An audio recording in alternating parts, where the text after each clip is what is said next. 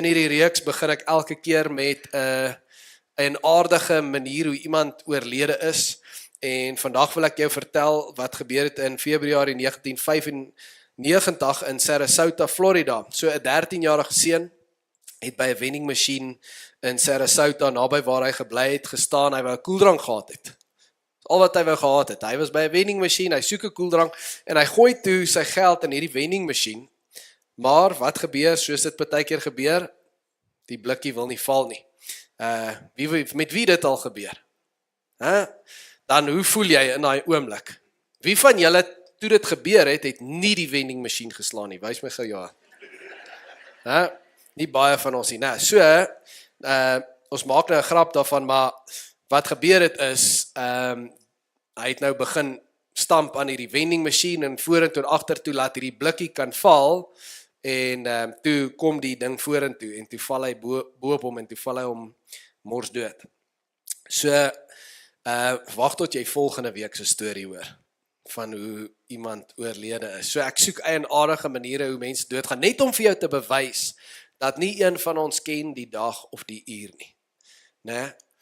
Mense gaan elke dag dood, kinders gaan dood en ons weet nie wanneer ons tyd op hierdie aarde verby is nie. En as jy kyk na die wêreld wat in beroering is, die oorloë en die praat van oorloë en 'n derde wêreldoorlog, dan besef mens dit wat die skrif gesê het duisende jare terug, it's busy playing out. It's busy playing out. En ons kan nie sê dit gaan gebeur hierdie jaar of volgende jaar of jy weet hoe vinnig dit gaan wees nie. Ons kan net sien it's busy playing out. En die dag kom al hoe nader, die groot dag wat Jesus gaan terugkom. Sy wederkoms is op pad. En waaroor ek vandag met jou wil praat, want dit vat ons nou terug na hierdie deur toe, né, oor ons reeks, die deur van die dood. Moet ek bang wees vir daai deur?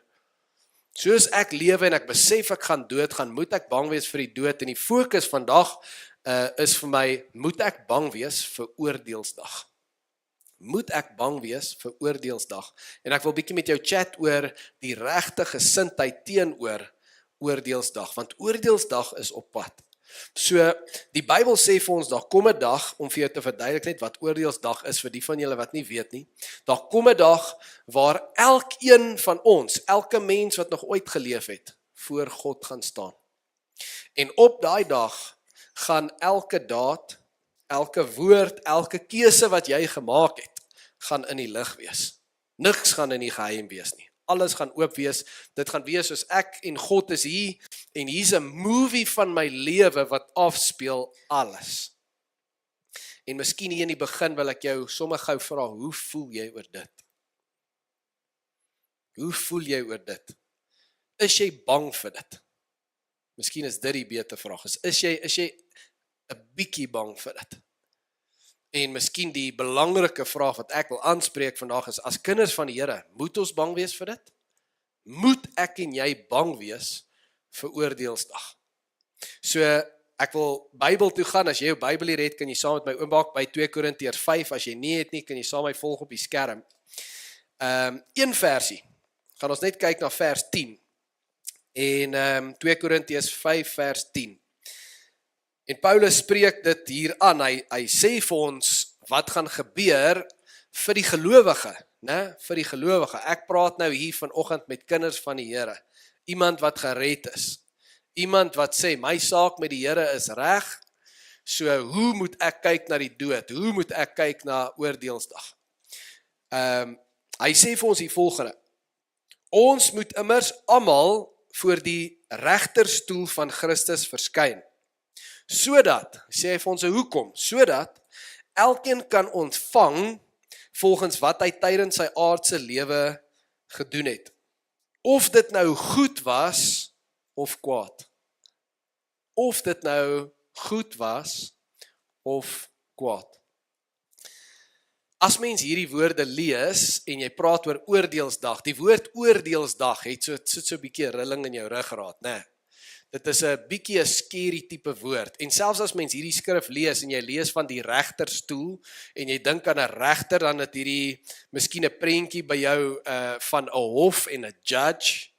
en jy dalk 'n spesifieke prentjie van daai dag wat nie vir jou baie positief is nie, en ek wil hê ons moet 'n baie belangrike onderskeid tref wat die Bybel vir ons gee, wat jy as 'n kind van die Here moet ken. Anders gaan jy met vrees lewe en daai vrees gaan beïnvloed hoe jy lewe en hoe jy die Here dien, of sou ek eerder sê hoe jy die Here nie kan dien nie.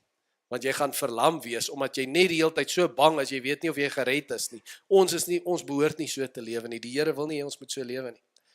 So hier is 'n belangrike onderskeid. Daar's twee tipe oordeele om dit nou net vir jou eenvoudig te maak. Ek gaan nou nie teologies hier wees en klomp verse hier uitdruk nie. Ek gaan dit nou net vir jou eenvoudig verduidelik. Daar's twee oordeele.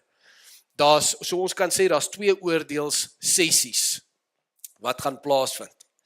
Die eerste oordeelsessie wat gaan plaasvind is die veroordelingssessie, die veroordeelsdag. Hierdie dag is vir mense wat nie in Christus was nie. Sou jy sê dis 'n dag om te vrees? Dis 'n dag om te vrees. Want by hierdie sessie gaan die Here vir die heel laaste keer met hierdie mense praat en dan nooit weer nie. Dan is hulle verdoem. Openbaring 20 praat daarvan, hulle gaan verskyn voor die groot wit troon en dan gaan hulle verwerp word na die vuurpoel toe, saam met die duiwel en die demone. Never to be seen again. En jy weet, baie mense sal sê, "Jesus, maar dis wreed. Hoe kan 'n God van liefde so iets doen? Hoe stuur hy hulle hel toe?" Maar jy moet onthou, die Here stuur niemand hel toe nie. Die Here het aarde toe gekom, hy het 'n mens geword, hy het gesterf vir mense, maak nie saak wat hulle gedoen het of wie hulle is nie. Hy het gesterf vir elke liewe mens wat nog ooit geleef het, elke sondaar, om hulle te red. Johannes 3 vers 16, die skrif wat ons die beste ken. Nee, 1:17 wat sê, hy het nie gekom om enige iemand te veroordeel nie. Niemand nie. Hy het gekom sodat almal gered kan wees. So sy hand is uitgestrek vir elke liewe mens om te sê, luister gou hier, daar's gevolge vir jou keuses. Daar's gevolge vir jou keuses. Ek gee vir jou as mens, dis hoekom jy 'n mens is en nie 'n boom nie. Jy's 'n mens, ek gee vir jou 'n keuse. En jy moet my kies. En as jy my nie kies nie, en jy kies enige iets anders behalwe my, en jy's nie in my nie, jy het nie 'n verhouding met my nie, dan het jy moeilikheid. En as daai dag aanbreek, dan moet jy verstaan, alles wat goed en mooi en reg en heilig is waar die Here is, want dit kom van hom af. Hy's die bron van alles goed, mooi, reg en heilig. En alles wat weg is van hom af, is die teenoorgestelde van dit. En daarom is daar 'n hel, daar moet 'n plek wees apart van wie God is en waar hy is. En daar's mense wat nie nou in sy teenwoordigheid wil wees nie. En soos ek al vir julle gesê het, as jy nie nou wil bid nie, hoekom gaan jy dan met die Here wil praat? As jy nie nou 'n verhouding met hom wil hê nie nou 5 minute vir hom nie, hoekom wil jy ewigheid saam met hom spandeer? Ons moet nou, ons het ons hele lewe om 'n keuse te maak. En ons het al die bewyse in die heelal waar die Here na ons toe geskree het om te sê, ek soek jou, ek soek jou, ek soek jou. Ek verduidelik elke week, begin ons met die evangelie by die jong mense. En elke week sê ek vir hulle, wat beteken genade? Genade beteken, al weet God ek is 'n sondaar, wil hy my nie wegjaag nie, hy wil my terug hê. Hy wil my terug hê en geloof sê ek soek u ook. Ek sien u liefde vir my en ek wil as gevolg van dit u ook lief hê. Dis geloof, dis die keuse om in Jesus te glo. Want alles gaan oor verhouding. Ons verhouding met hom is gebreek. Nou wil hy daai verhouding herstel. Maar ek moet sê ja, om daai verhouding te herstel. En soveel mense glo in Jesus hier, hulle glo hy's die seun van God, hulle glo hy bestaan, hulle glo hy was hier op aarde. So hy was daar, maar hy's nie hier nie. Want hulle het nie verhouding met hom nie. Dis moeilikheid. En die Here het alles gedoen om vir my te skree en te sê, ek soek jou, kom hier, vat my hand, ek wil in verhouding met jou wees, net ek kan jou red. En as jy nie daai keuse maak nie en daai dag kom, dan is jy verwyderd van die Here. Hy wil jou nie soontoe stuur nie. Hy doen alles in sy mag om jou te kry. En daar's flieks hier oor, familie. Julle lag nou oor hierdie ding. Elke dag 10:01 skrol jy verby 'n video wat vir jou iets sê van die Here wat gesterf het. Paasfees is al miljoene sulke video's en boodskapies en WhatsAppies. So van jou boodskapplatform, jou sosiale media platform tot kerke op meeste hoeke, oral waar jy gaan is daar die boodskap en die geskiedenis en flieks en alles, die kunste, musiek wat vir jou skree, die Here het aarde toe gekom, hy het gesterf vir sondaars, hy soek jou, niemand gaan 'n verskoning hê nie. Jy het 'n keuse om te maak. Hoekom maak jy nie die keuse nie? En miskien sit jy hier vanoggend. Miskien is jy hier vanoggend en jy sê vir my, "Jesus Jacques, ek is nie reg met die Here nie." Dan wil ek vandag vir jou sê, ek wil saam met jou bid aan die einde van hierdie diens. Want is dit nie so amazing nie? Dit is so eenvoudig. So daar's niks wat jy hoef te doen nie. Daar's niks wat jy hoef nie jouself te bewys nie. Jy hoef nie eers X, Y of Z te doen om goed genoeg te wees voor hy sy hand vir jou uitsteek nie. Sy hand is uitgesteek. Jy hoef niks te doen nie. Jy moet net sê ja, jy moet dit net vat.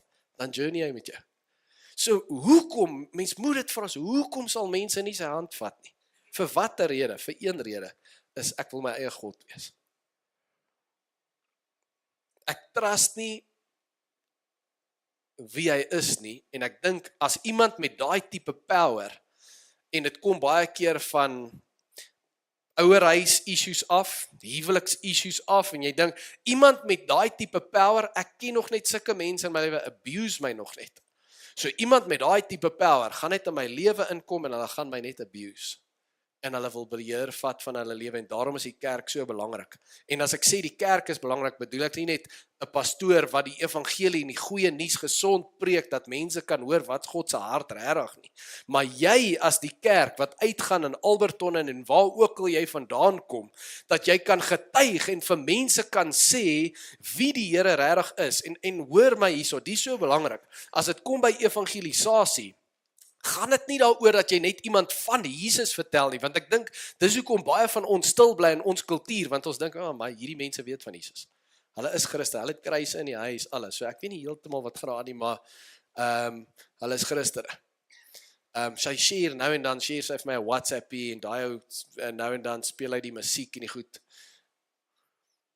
Dit is so belangrik dat mense weet wie God regtig is, wat is sy hart. Dis waaroor evangelisasie gaan. Nie net dat mense weet van Jesus nie. Want die duiwel weet ook van Jesus. Amen. Die duiwel weet ook van Jesus en is hy reg met hom? Nee. En so weet baie van ons mense van Jesus, maar hulle is nie reg met hom, hulle harte nie, want hulle trust nie sy hart nie. En dit is so belangrik. Evangelisasie gaan oor om vir mense te vertel van God se hart. So, eerste regterstoel is hierdie of oordeelsdag is hierdie moment vir veroordeling. En soos ek gesê het, as jy voel, ek weet nie of ek daar gaan wees nie, dan wil ek nou vir jou bid, maar eintlik vandag wil ek praat met julle wat sê, ek's reg met die Here, ek's 'n kind van God. So hoe moet ek kyk na oordeelsdag? Dan wil ek vir jou sê, daar's 'n tweede oordeelsdag. Tweede oordeelssessie, daai een van veroordeling, jy gaan nie daar wees nie. So jy moet ophou om bang te wees vir dit. En ek gaan dit vandag 'n paar keer vir jou sê, want ek besef dis 'n issue onder ons, miskien die kerk waar ons vandaan kom, die manier hoe die kerk die evangelie gepreek het, of het sy nie gepreek het nie, of die manier hoe geestelike leiers hulle autoriteit uitgeleef het, dat ons 'n skew beeld het van die Here. Jy moet ophou bang wees vir oordeelsdag as jy 'n kind is van die Here, want jy gaan nie by daai veroordelingssessie wees nie. Vir 'n kind van die Here, vir iemand wie in verhouding met Jesus kom, vir iemand wat sien wat God vir hom gedoen het, en hy's lief vir die Here, niemand perfek nie, iemand wat lief is vir die Here en 'n pad saam met hom stap, is daar 'n ander sessie, 'n ander byeenkoms. En hieroor is die Bybelse belofte baie duidelik, wat die hart van hierdie byeenkoms gaan wees, en ek wil vir jou lees hierso, Romeine 8, sê vir ons die volgende. Lees saam met my. Daar is dus nou geen veroordeling vir die wat in Christus is nie. Ek meen, dis massive. Dis massive. Ek dink van julle moet dit op die yskas plak en gereeld daar verbyloop en dit net weer lees.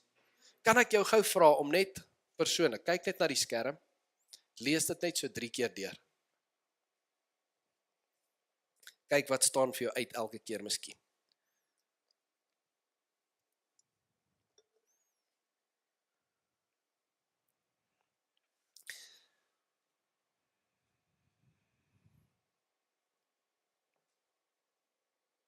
Ek wil nou nie julle intelligensie onderskat nie, maar weet julle wat beteken geen?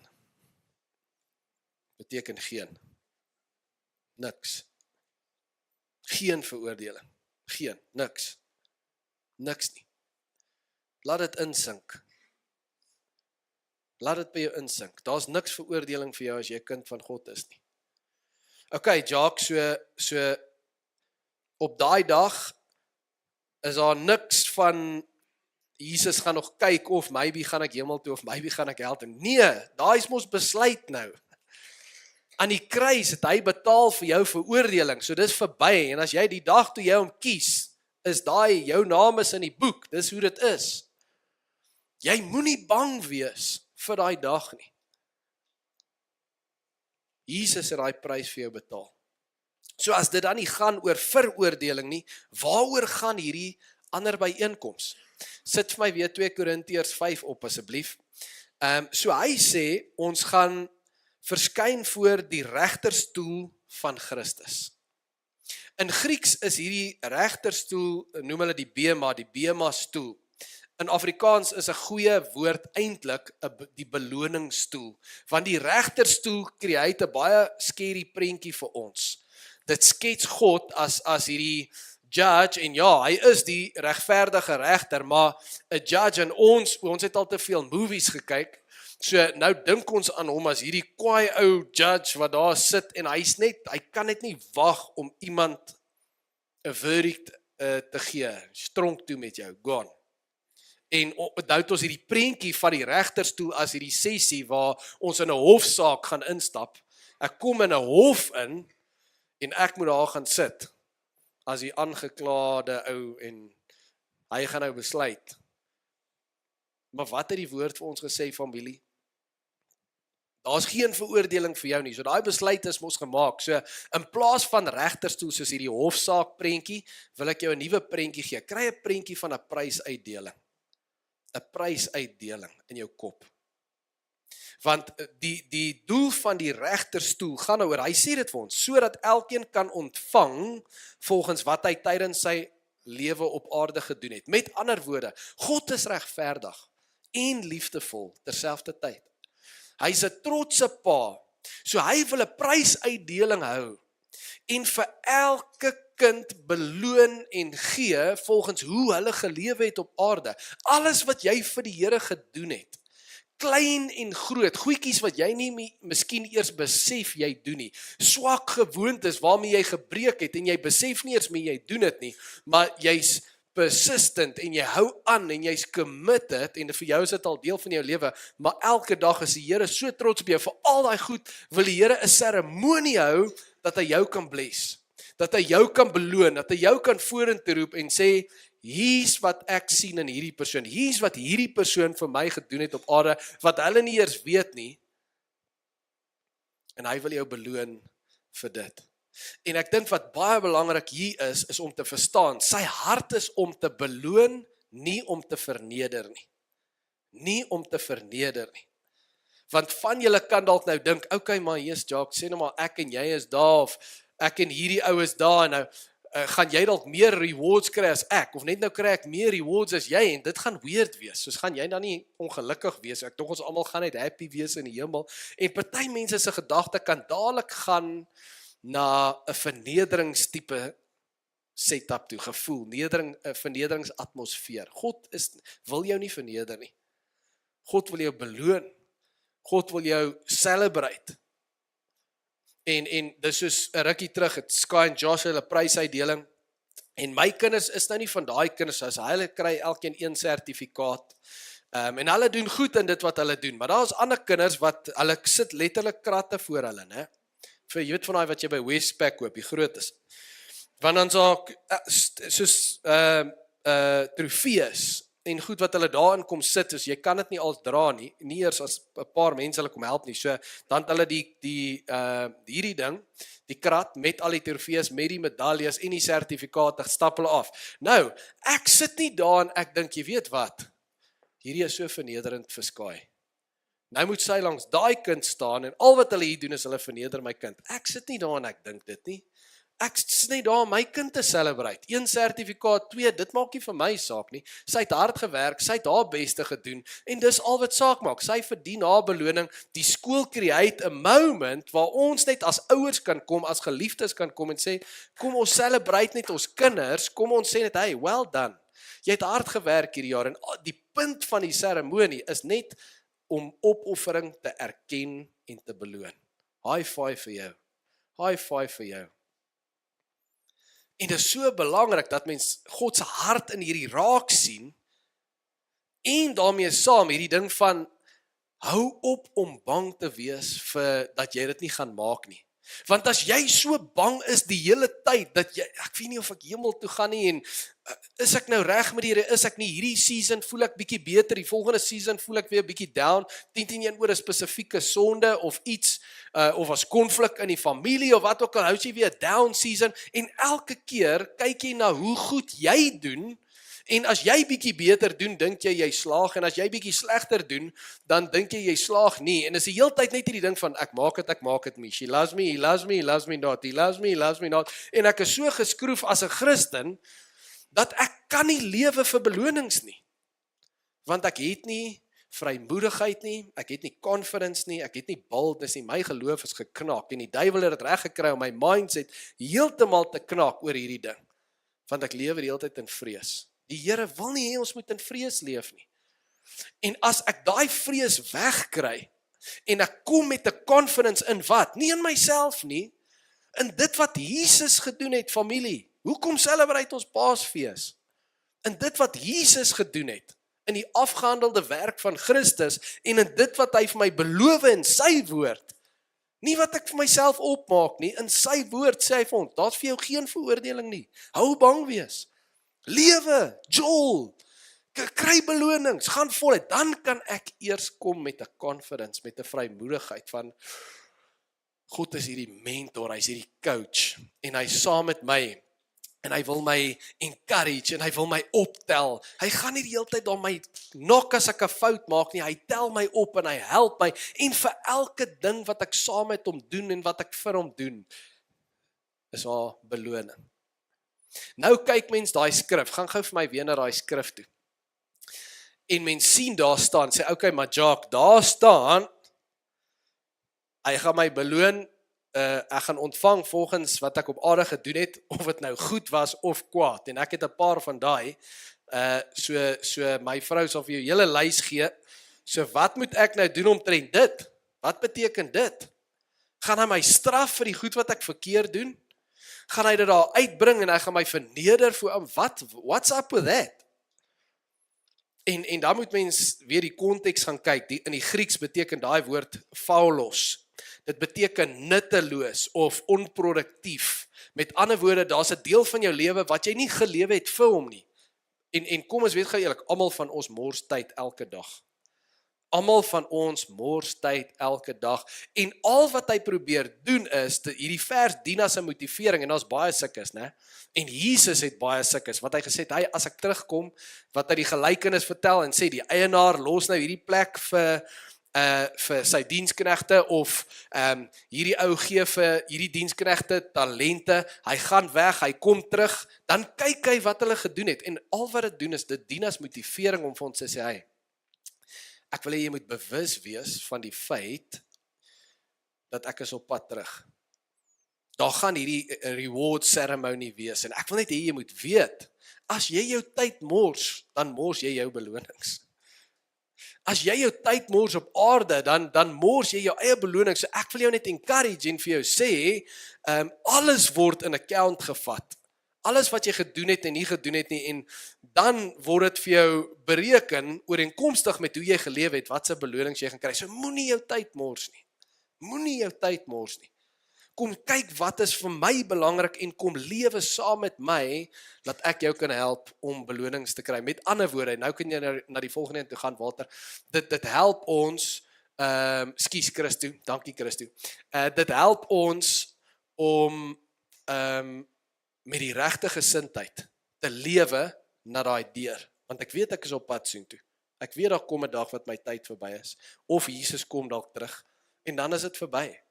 dan het ek my kans gehad om te lewe vir die Here. So soos ek soontoe lewe, moet ek dit doen met die regte gesindheid. Nou, daar's oor die algemeen 4 gesindhede wat mense het as dit kom by die oordeelsdag. Gesindheid 1 is hierdie gesindheid van ontkenning. Amper kan jy maar sê ateïste, maar ek wil nie eintlik dit sê nie, want weet jy wat, baie Christene wat ek teekom lewe soos die. Dis 'n gesindheid van ontkenning, dis hulle lewe asof die oordeelsdag nie gaan plaasvind nie. Dis 'n gesindheid wat sê al wat hier is die aarde en ja, you must live it up now.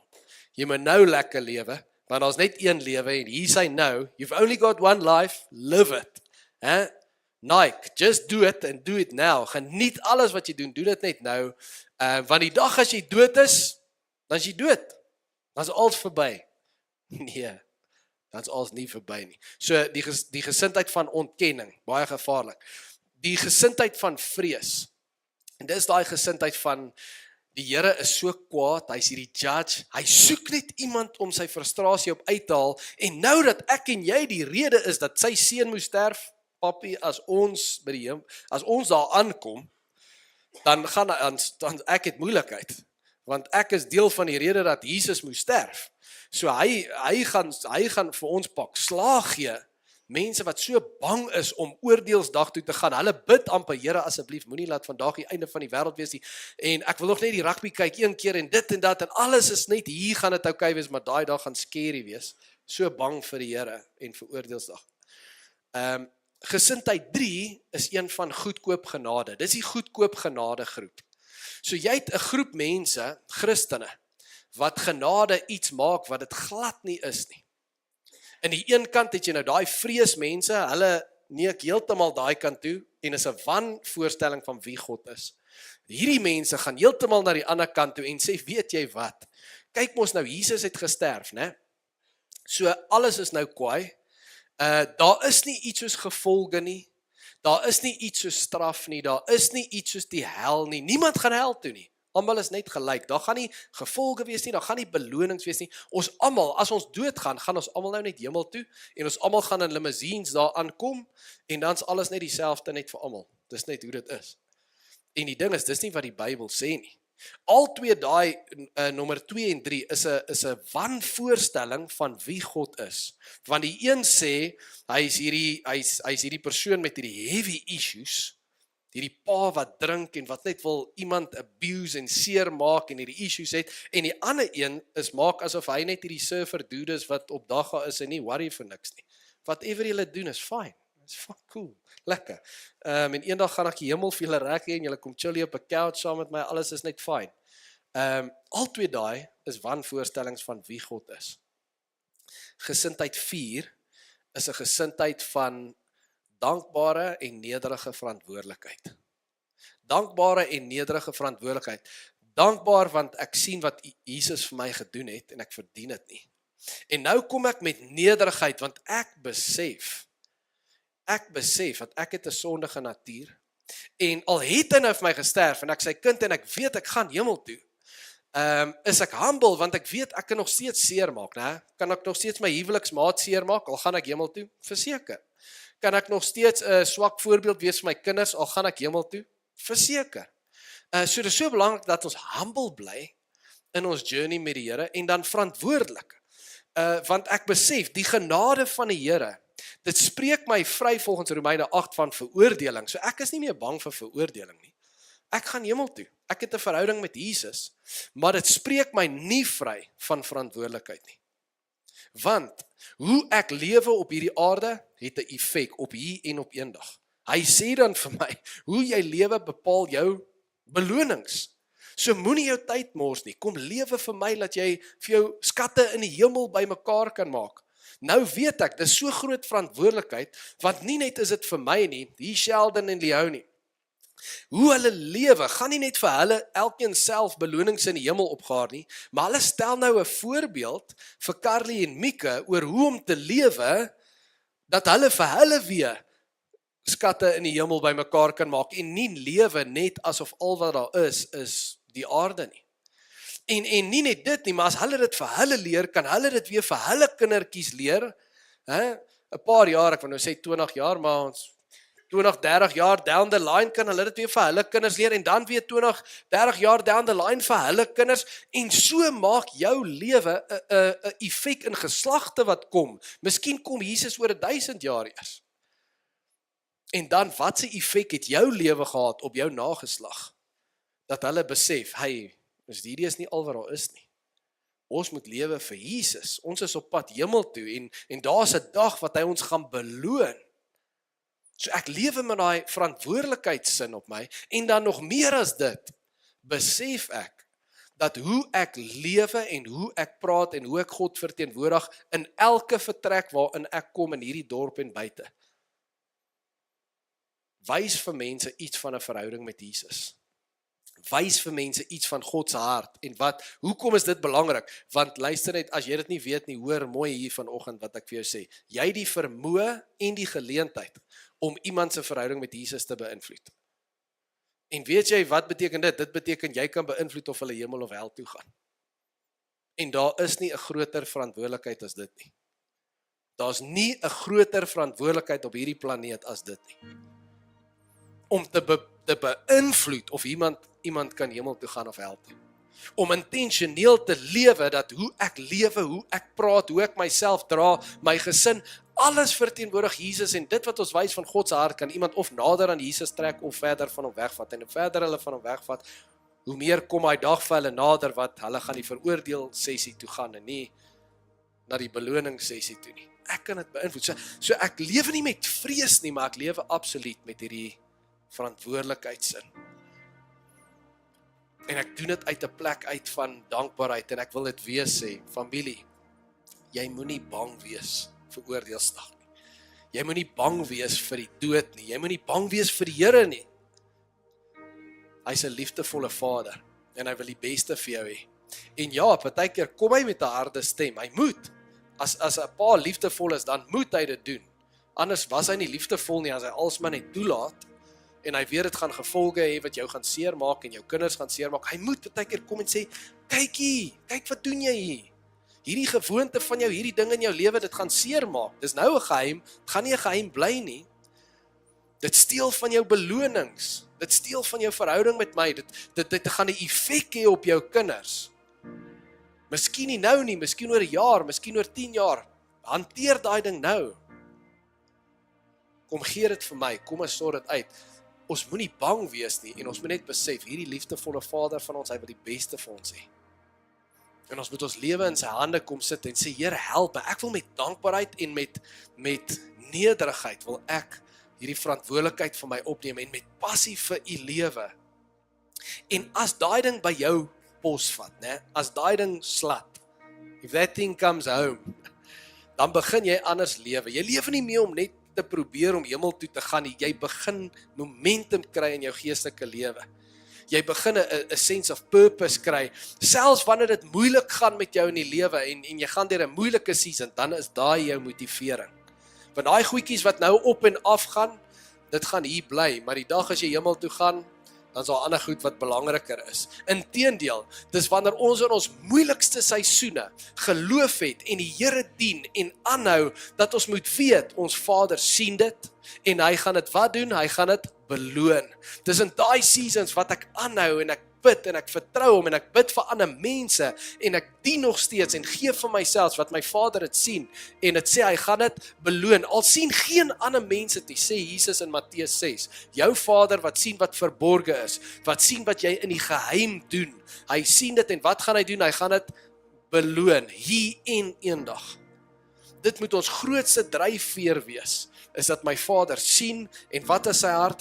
Om my te beloon, om my te beloon, om my te beloon. En my gebed is, dat jy sal wegdoen met daai vrees, en dat jy sal lewe met daai as jou batterye, met daai as die ding wat jou recharge en jou volmaak, en jou optel is, my Vader sien my en hy gaan my beloon. My Vader sien my en hy gaan my beloon. Miskien is daar iets wat jou nou heavy afkry in die lewe. Miskien is daar goed in jou lewe wat seer maak.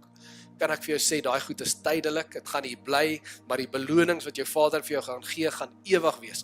Trofeetjies hier, medaljes hier, karre, huise, geld, dit gaan alles hier bly, maar die belonings wat die Here vir jou voorberei is massive. En is amazing.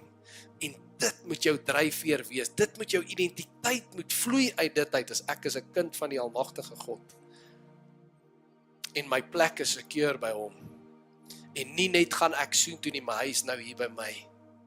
En hy help my om te lewe vir die skatte wat ek eendag gaan ontvang. Is dit nie 'n amazing purpose en motivering om mee te lewe nie? Dit is die motivering, die enigste een waarmee ons moet lewe. En my gebed is dat dit by jou sal 'n saadjie sal wees wat sal groei al meer. Kom ons sluit af. As jy hier sit en jy sê vir my, hey, ek hoor jou, dis als great, maar ek's nog nie daar nie. Kom ons tree net gou 'n tree terug. Ek is nie reg met die Here nie. Ek het nie 'n verhouding met die Here nie. Ek glo in hom en ek dink dis al wat ons moet doen, is net sê ek glo in Jesus. En dan wil ek vandag vir jou sê, nee, die Here het nie gesterf vir jou net sodat jy in jou kop 'n teorie moet mee saamstem nie. Die Here het gesterf vir jou want hy wil 'n verhouding met jou hê. En dis nie vir ons altyd maklik om te verstaan nie, maar deur sy gees word hy teenwoordig by jou. En is hy nou daar by jou, en die Bybel sê hy klop aan die deur van jou hart. En as jy net oopmaak, jy hoef niks te doen nie, jy moet dit nie eers jouself bewys nie, niks. Dan kom hy in en hy begin 'n journey met jou. En alles wat nou verkeerd en lelik is in jou lewe, hy vergewe jou vir dit. Hy hou dit nie teen jou nie, dit gaan nie maak dat hy in jou lewe inloop en sê, nee, as ek nie gedog, dis so bad nie, sorry, ek waai. Dit gaan nie gebeur nie. Hy weet alles wat in jou lewe aangaan. En hy sê, ek is die een wat jy nodig het om al die goed te kom uitsorteer. En my gebed is, dat jy vandag net daai deur sal oopmaak. Ek gaan jy nie vra om te staan nie, jy hoef nie jou hand op te steek nie, nêrens in die Bybel sê, jy moet dit doen nie. Ek wil net hê, jy moet opreg bid, soos ons nou gaan saam bid, en net sê, Here, ek maak die deur van my hart oop vandag vir u. En dan kom hy en hy sê, well, ek kom in. Pleased to meet you. En as jy meer wil weet oor 'n verhouding met die Here, asseblief kom praat met my. En kom ons begin saam journey. En dan vir ons wat hier sit en jy sê, Jesus, maar ek het dit al gedoen, maar konstant torment die duiwel my met vrees, dat ek maak dit nie, en ek weet nie of ek reg is met die Here nie, wil ek vir jou sê, as jy 'n verhouding het met Jesus, verseker kan ons uit daai verhouding uitgaan, maar as jy 'n verhouding het met Jesus, dan moet jy nie bang wees nie. Dan moet jy 'n pad stap saam met hom, en jy moet weet, jou vertroue is nie in jouself nie, dis in hom. Dis nie in dat hoe onperfek jou lewe is nie, daai maak nie saak nie, dit gaan oor hoe perfek sy krag is. En ek lees dit net nou die week in Sagaria wat sê, nie deur my, nie deur jou eie krag gaan jy oorwin nie, maar deur die krag van sy gees.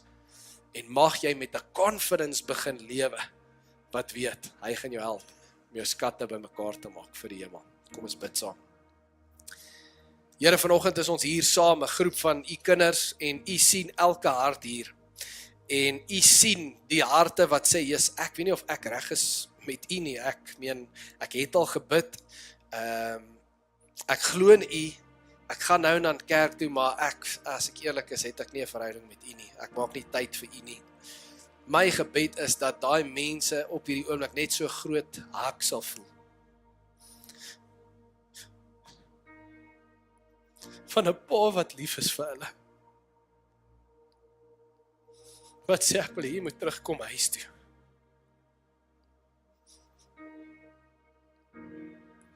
Ek wil nie, jy moet meer alleen probeer nie.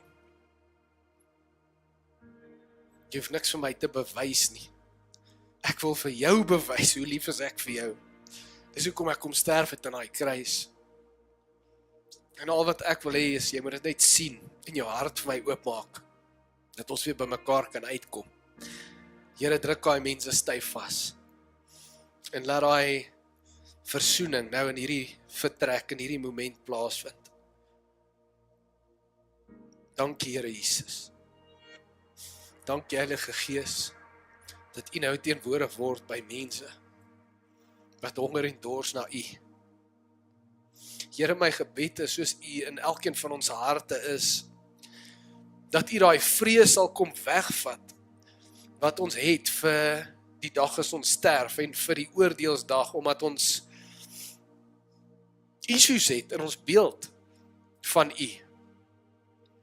En dat ons voel, u wil ons die hele tyd kap en ons kritiseer, en dat dit gaan oor of my goeie dade, my slegte dade outweigh, mag daai hele godsdienstige mindset, kom breek dit af in ons, Here, en help ons om te besef, alles gaan oor die afgehandelde werk aan die kruis, nie oor hoe goed ek is nie.